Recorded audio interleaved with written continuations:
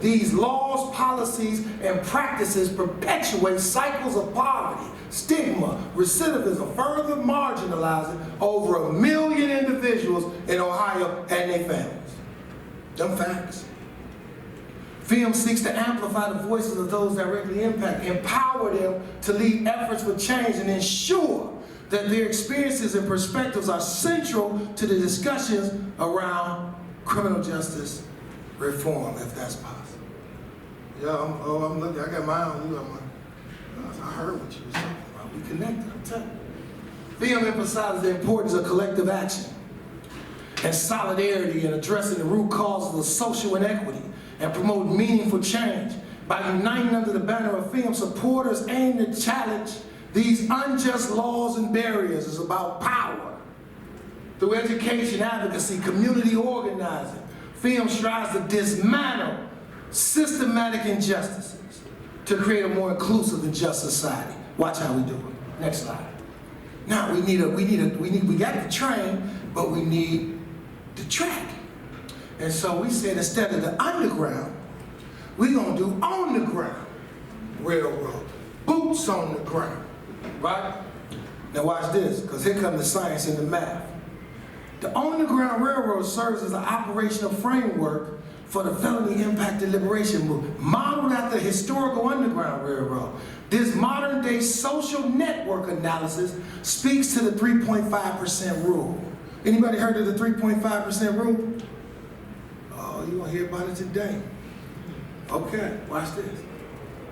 For establishing narrative primacy. All right, so Chesley, she studied movements, nonviolent and violent movements across the world, and she came up with something. What she found was that nonviolent protests are twice as likely to succeed as armed conflicts. And she got the data too. And those engaging in a threshold of 3.5% of the population have never failed to bring about change. We're talking about power. That's all we're talking about. She also said that there weren't any campaigns that have failed after they have achieved 3.5% participation during a peak event, a phenomenon she called the 3.5% rule. Now, let's do the math. Wrap it up. Okay, let's do the math. I'm wrapping up. I told you. 11,700,000 residents in Ohio. 3.5% of that is 409,500. If it's 1 million felons in Ohio and 1.2 more with misdemeanors, that's 2 million, over 2 million. If you add their families, their friends, and the faith community, 409,500 ain't hard to get to. Next slide. I'm wrapping up. Conductors, what do you need to be a conductor? Simple. A conductor have to commit to 2 things. 1, have 10 people, they don't have to be felons. 10 people, mother, sister, grandmother, grandfather, whoever, that's registered to vote, unless they under 18, registered to vote and be willing to come to this event we're gonna have on May 19th at the Huntington Center, downtown Cleveland. A passenger is simply individuals directly impacted by felony convictions, their families, their friends, faith community, students, sororities, fraternities, and organizations that fight for criminal justice reform. That's all you gotta be a passenger. To be a superintendent, you gotta have 10 conductors, which means you gotta have 10 people that's got the capacity to bring 10 people, right? Be a superintendent. This is history in the making. And supporters and allies is all human beings that believe in freedom, second chances, and restoration. Next slide, we're wrapping it up. This is just an example. You've seen what the network looked like with the underground, with Harriet now. Well, these are my allies in Akron. These are real people with real numbers. Why? Because we got a QR code, and if you fill that QR code up and say you want to be a conductor, you got to get 10 people. So my buddy Donovan, who you seen in the first slide, the first picture, he's my ally, comrade, colleague. He went to his guys in one day and said, man, check this out. We got a train to ride. And they said, what? Oh man, we in. No, we in. They went back to their folks, got on their phone, asked them, hey, as you registered to vote? Or will you be? Do you want to be? Will you vote? And will you come to this thing? And that's what happened. Right there. Those are real people. Monica, Donovan, Lamar. I know each one of them, and each one of them names, when that conductor phone show, is their email address, their phone number, and their name, and who invited you. Why? Because as we move this, next slide, this is what it looked like when you got Ohio, and then you got Cincinnati, Dayton, Youngstown, Canton, Elyria, Mansfield, Massillon. Next slide. That's what it looked like. Next slide. All aboard. All aboard.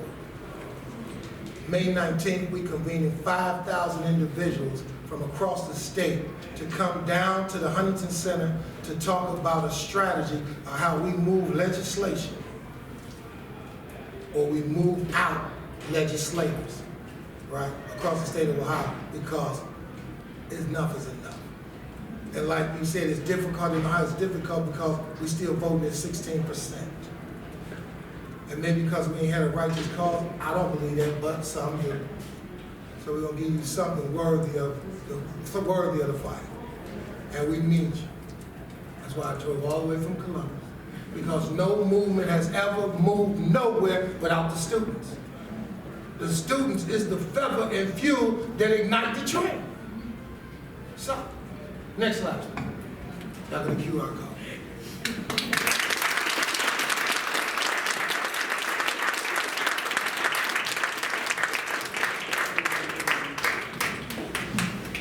Tim, that was hard.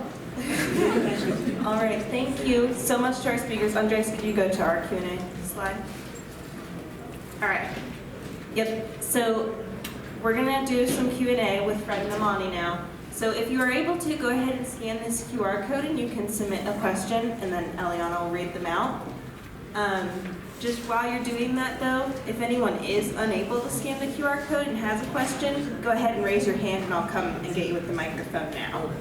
So does anyone have any questions and is unable to scan the QR code?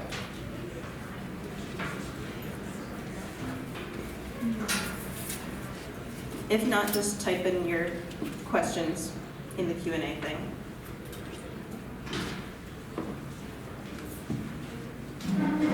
Oh, you want to ask a question, Tracy? Okay, Tracy's going to ask a question. Hi, yeah, I have a question for both of y'all. Basically, how did you guys get started? It can be about something personal, maybe a little story, but how did you get into this activism? Hello. How I got started, so I'm going to offer a story to you all. I was studying at the University of Washington, and I had finished my undergrad in law and public policy, and I did not want to go to law school. I had a friend who was incarcerated in Gus Harrison Prison, which is in Michigan. It's in the Upper Peninsula. Most of the prisons in Michigan are in the Upper Peninsula, but over 90% of incarcerated citizens are from Wayne County in Detroit. So that's like an 8-hour drive for most families. But he called me and told me that there was a piece of legislation that was in committee in state Congress. And he learned about this piece of legislation because there were these tiny little flyers on top of the phones that someone had cut up and printed out that said, House Bill 5666 can bring back good time. Call your families and let them know. So he called me to let me know. Michigan is one of only a handful of states that does not have any earned time for good behavior, for taking college classes or anything like that. Ohio has that, thankfully. In Michigan, you can have time added for a disciplinary, but you can't get any time taken off. So he called me. I had been done with school, so I moved back home to organize and started actually a petition to collect signatures to get this on the ballot for the people to vote on so that it could become a part of law. This was in 2019. So we were gaining some momentum, we were getting signatures, we were connecting with legislators, and then March of 2020 happened, and there was no way to do any social events or door knocking. But even though we weren't able to get the signatures to get it on the ballot that year, every single year since, there has been a petition to get that back into law. And this year, not only is there a petition, but there's also another form of state legislation that is under Representative Amos O'Neill, And it's 30 days for 30 days. So it's not day for day, but it's still something. And, you know, I would love to accredit it to myself having ignited the flame of getting the momentum going, but it all started with someone who was incarcerated behind the wall, who decided to print out that little flyer and put it above the phones. Awesome, awesome. For me, you understand, grew up in a childhood where I was a 9 out of 10 on the adverse childhood experiences scale. It sent me straight to the penitentiary at 18. I did 10 years incarcerated. I wouldn't watch TV, you understand, because I was trying to figure out how I got so far from my own humanity. So I studied everything. And when I came home, I thought, you know what, hey, you know, I ain't about to do nothing wrong. I usually don't make the same mistake twice. And I was ostracized and excluded. And I was wondering to myself, how is it more difficult to do right than wrong? And I was perplexed in that, right? And then a guy right at that time where I'm like, you know, well, I'm not gonna starve to death. That ain't human rights either. I met an organizer named Mario Cooper. He's actually a Center for Popular Democracy right now that's over 34 states. And he said, hey, we build power for those who need it the most. And at that time, I needed some power. Because I went to the city council like, hey, you know, I can't get a job. I'm trying to open up a little restaurant. They messing with me. And he took me on a pathway, and you know, about learning about what systems is, you know, structural, you know, the dynamics of power. And I ended up there as a board member in 2021. You know, I stepped down off the board to build Freedom Ohio up. And so, you know, I'm right in purpose because this movement is anchored in my core principle.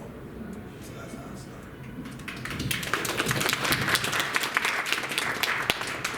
Thank you. I have some questions from the forum. The first is a question for both speakers. What has been the greatest pushback against the work you've been doing? I can answer that. So I got a nonprofit in the Glenville area, walking distance. And I didn't know, like I spoke earlier about how you have to contest for power in the public arena.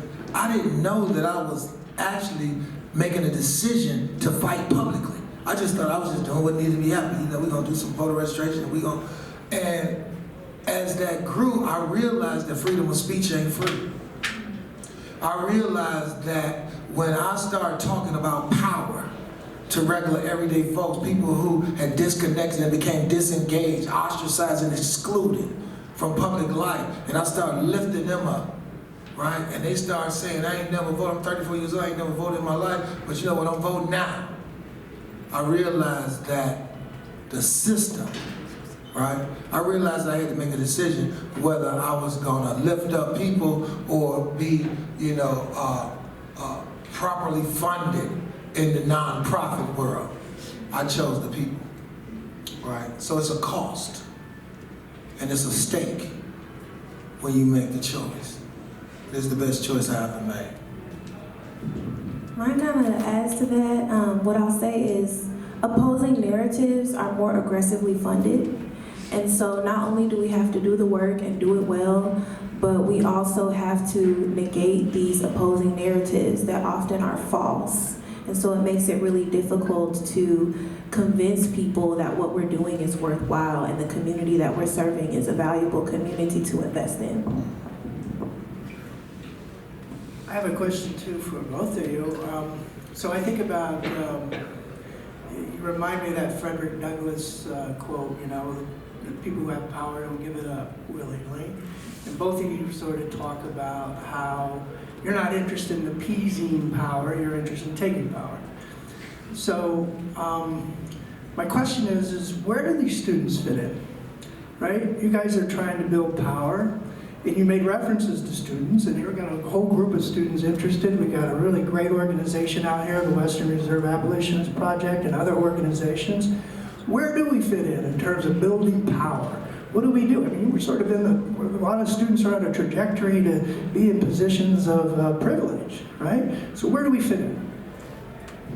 Students have a very valuable voice in their local community, but also in a national scope.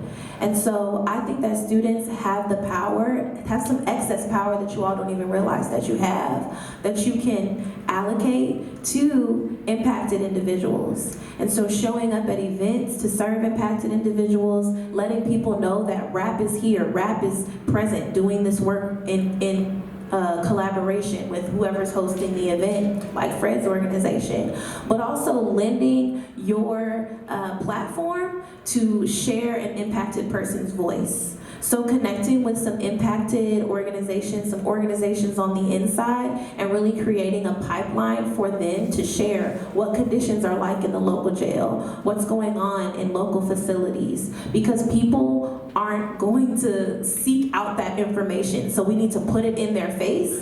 When people see that there's something that happened behind the wall, when somehow a contraband phone takes a picture of someone who's emaciated or conditions that are beyond humane, then people want to take action. But that's always happening. It's just not in front of us. And so you all can give us more of an opportunity to show those conditions and give people a platform to be able to raise their voice louder. Yeah. I'll say everywhere. I was about to say at the center, but I'm going to say everywhere. Because I often talk and I say, you know, it's about three things. Division of labor. I don't do what you do, Tim. But what I do very well. And I assume you do too. Right? And so that's the first component. And then once you divide the labor, it's specialization of parts. Meaning that if something comes under your wheelhouse of expertise, I'm going to get that to you. There's students that I be still messing up, calling TikTok. They laughed at me the other day because I call TikTok something else, right? You know, digital, I be struggling on that digital divide, right? But specialization of parts, meaning that we each have unique gifts and talents. We have to wrestle through figuring out what that is, right? And then cooperation between those parts. Cooperation between those parts. Division of labor, specialization of parts, and cooperation between those parts, right? And I say that because, man, we need the students everywhere, right? And that don't mean all the students in one bunch. That means we need some, because students got different knacks, different talents. And so do the old heads too. I got some talents too. I need some students that can work with the old head and take time with me, and I'm gonna give them something that they ain't gotta take 50 years to learn.